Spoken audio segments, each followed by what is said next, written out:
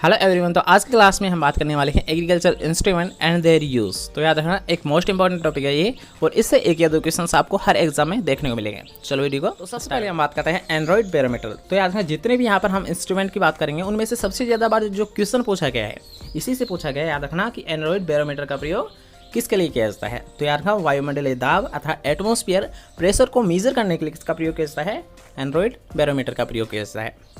Next point है altimeter. तो यहाँ अल्टीमीटर का प्रयोग किया जाता है किसी क्षेत्र या किसी स्थान की ऊंचाई नापने के लिए। ठीक है। नेक्स्ट पॉइंट है तो क्रिस्कोग्राफ। अब इसका भी आप विशेष ध्यान रखें क्योंकि इससे भी एग्जाम में क्वेश्चंस पूछे गए हैं। ठीक है। तो क्रिस्कोग्राफ का प्रयोग किया जाता है पौधे की वृद्धि नापने के लिए। ओके। नेक्स्ट पॉइंट है कम्बल स्टॉक्स। तो याद रखना कम्बल स्टॉक्स का प्रयोग किया जाता है सूर्य की धूप की अवधि अर्थात धूप कितने समय तक पड़ी या कितने घंटे तक पड़ी, तो इसको मेजर करने के लिए किसका प्रयोग करते हैं, कम्बल स्टॉक्स का प्रयोग करते हैं। नेक्स्ट पॉइंट है विंड वैन। तो याद रखना विंड वैन को अकेला याद ना करके आप दोनों को एक साथ याद रखना कि जो विंड वैन और एनीमोमीटर इन दोनों को आप एक साथ याद रखें कि अगर आपसे क्वेश्चन पूछा जाता है कि विंड वैन का प्रयोग कैसा है, तो याद रखना विंड वैन का प्रयोग किया जाता है हवा की दिशा ज्ञात करने के लिए अर्थात डायरेक्शन मापने के लिए किसका प्रयोग करते हैं, विंड वैन का प्रयोग करते हैं। लेकिन अगर बात की जाए एनीमोमीटर अर्थात हवा की गति या स्पीड मापने के लिए किसका प्रयोग करते हैं, एनीमोमीटर का प्रयोग करते हैं। ठीक है। दोनों को एक साथ याद रखें जिससे कि कोई कंफ्यूजन नहीं हो।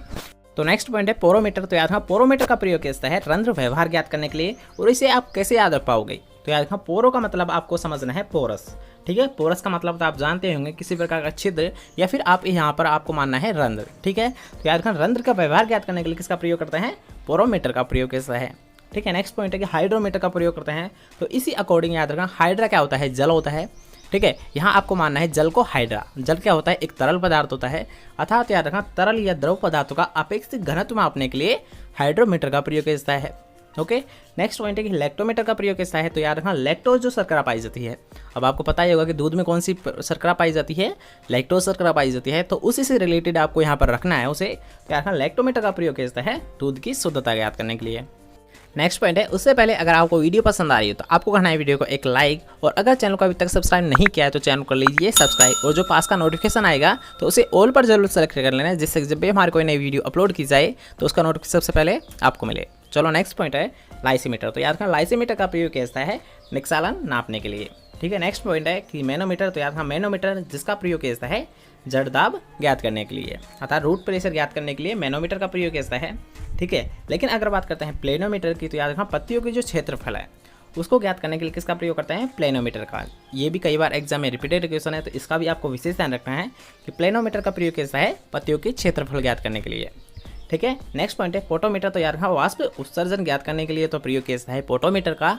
लेकिन इससे संबंधित एक और याद रखना, अगर आपसे पूछा जाए कि पोटोमीटर तो उसका प्रयोग किया जाता है वाष्प उत्सर्जन ज्ञात करने के लिए। लेकिन अगर आपसे पूछा जाए कि पीजोमीटर का प्रयोग किया जाता है तो यार हाँ पीजोमीटर का प्रयोग किया जाता है पानी की सतह से गहराई नापने के लिए। याद रखना कि पीजोमीटर का मतलब होता है गहराई नापने के लिए, और पोटोमीटर का प्रयोग किया जाता है वाष्प उत्सर्जन मात्रा ज्ञात करने के लिए।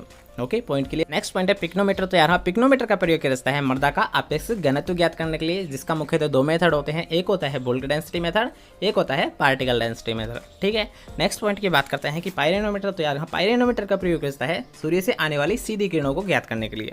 ओके। नेक्स्ट पॉइंट की बात करते हैं कि कार्डियोग्राफ। तो कार्डियोग्राफ में क्या करते हैं, हृदय की गति को ग्राफ में प्रदर्शित करते हैं। नेक्स्ट पॉइंट है गैल्वेनोमीटर। तो याद है इन दोनों को आपको एक साथ याद रखना है कि गैल्वेनोमीटर और एम्पेयर। तो याद रखना विद्युत धारा नापने के लिए तो प्रयोग कैसा है गैल्वेनोमीटर का प्रयोग, और अगर बात की जाए विद्युत धारा का जो प्रतिरोध होता है, याद रखना कि प्रतिरोध नापने के लिए किसका प्रयोग करते हैं, एम्पेयर का प्रयोग करते हैं। ठीक है। नेक्स्ट पॉइंट है डायनेमोमीटर। याद रखना थोड़ा सा मिसप्रिंट हुआ है, डायनो नहीं है डायनेमोमीटर होता है। तो इसके द्वारा क्या किया जाता है, यांत्रिक ऊर्जा को विद्युत ऊर्जा में बदला जाता है।